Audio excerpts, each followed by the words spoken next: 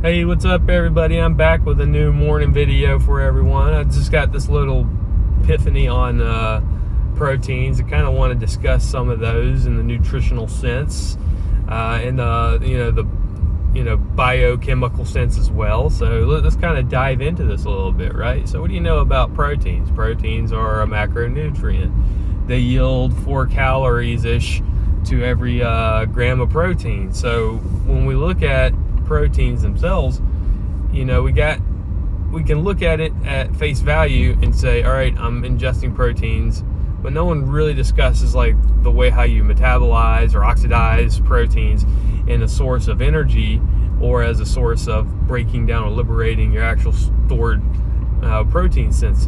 So let's kind of dive into this a little bit, right?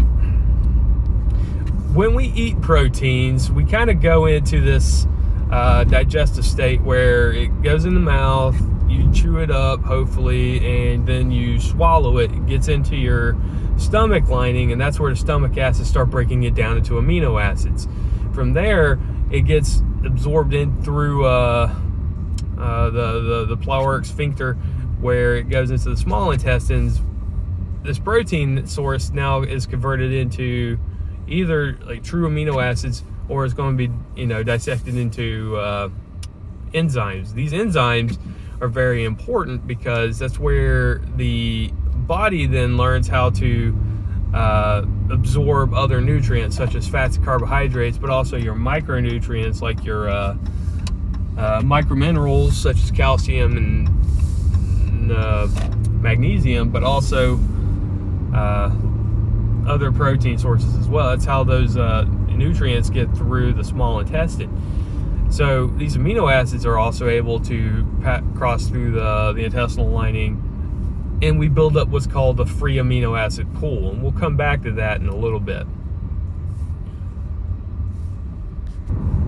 So now that we've kind of covered the digestion of the protein, that pretty much covers a majority of the intake there, because after it's absorbed through the stomach lining and entered into the free amino acid pool, for proteins to start building, one, you're going to need a caloric surplus, and we'll get into that. But also the let's say if you want to have to develop collagen, or for your bone matrix, or for fibrinogen for replacing torn muscle tissue, the amino acids then are just structured by God. At that point, it's the way how your body codes things, and that breaks into a whole genomic spiel that would take up way too much time for this video.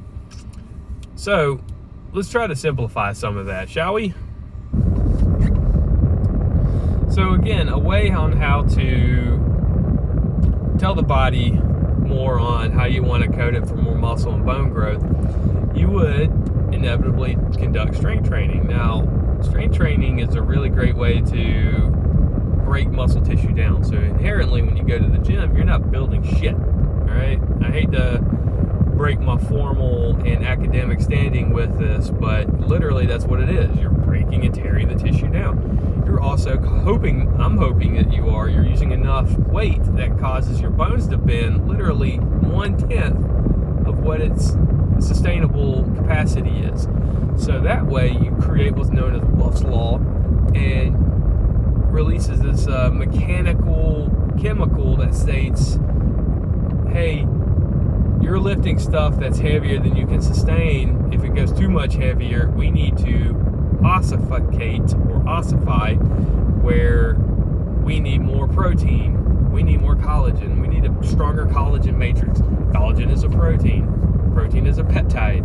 Peptides are not true hormones. So you got to think of it in that line of thought, So that's half the reason why you want to continue strength training, to help redesign your body in a hormonal state, right? So when I say hormonal state, you're not maintaining, right? There's no flat line. There's no normal or constant or inert, for some of you physics nerds, state for proteins. It's impossible. It's either breaking down or building up. That's why we refer to it as homeostasis, where let's say if you set your thermostat at 70, it's not a constant 70. You may just float up to like a 76, but then float down to like a 68, and then float back up to a 72, then float back down to like a 50. So that's what homeostasis is. That's a relative norm. It's not, like I said, a straight continuous constant. But when we are consuming proteins, we are slowly bringing that homeostasis up to where we're in a synthetic or a muscle synthetic type state for our body. We want to build muscle, or we want to build tissue. So when we talk about hormonal states, which hormone, and you can pause the video and think about this for a second, is designed for us to build in a general sense, right? So pause it. Okay, great. Some of you probably sat there and said, oh, well, yeah, growth hormone, that's great because it helps you break down fats and other stuff. Well, the problem with too much growth hormone is that, and this is the unintended side effects, a lot of these fad diets are, ignoring to tell you, or just see it in a study and try to disprove it. It's kind of like how some people read the Bible and pick out the parts that make sense or that applies to today's society, or whatever. But that's how people will also read scientific literature.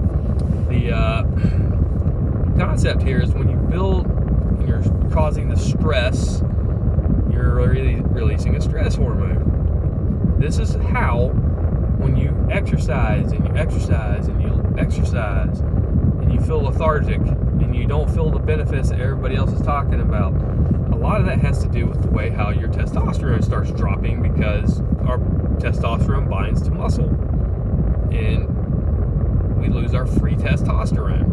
It's true for both women and men.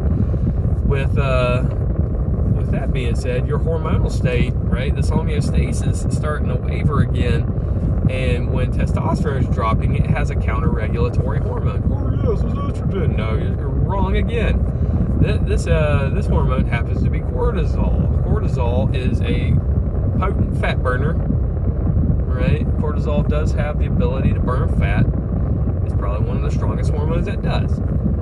On the other side, it's also a protein oxidizer. So if you're fasting and your cortisol's high and you're trying to exercise and you're exercising hard and you're going to the pain, your protein oxidization goes from 2%, which is what we call a relative norm, to like 10%.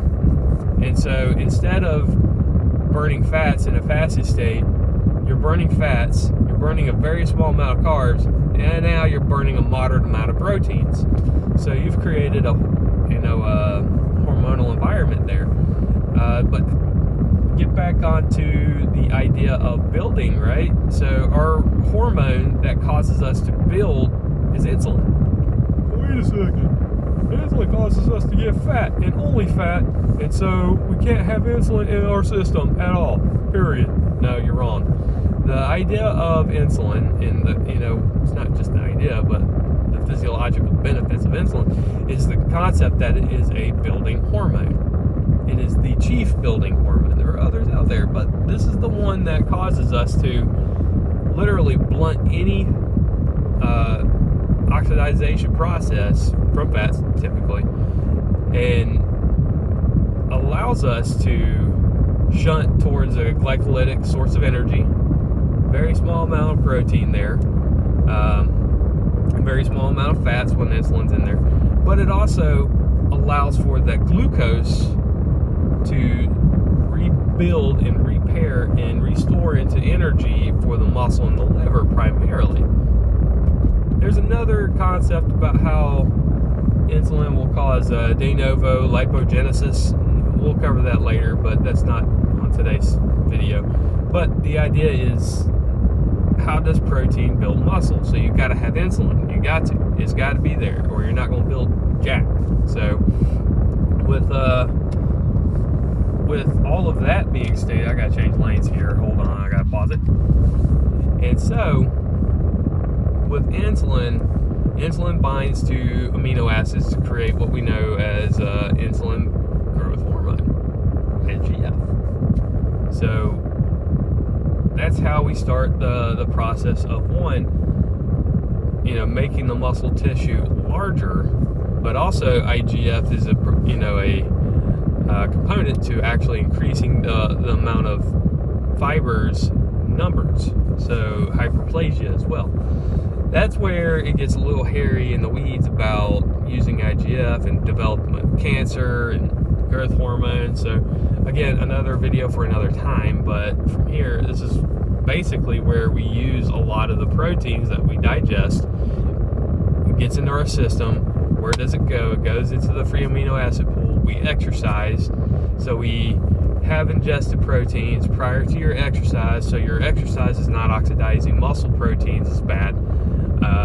That way, that's how we say having protein 45 minutes to an hour prior to an exercise bout increases your ability to recover and increases other protein-based benefits such as satiation. You won't feel as hungry. It increases thermogenics because it is a source. It's the only or second only. There's 2 sources, all right? But this one breaks down into and liberates enzymes so it can digest and move other sources of energy to be used in your body and anatomy. But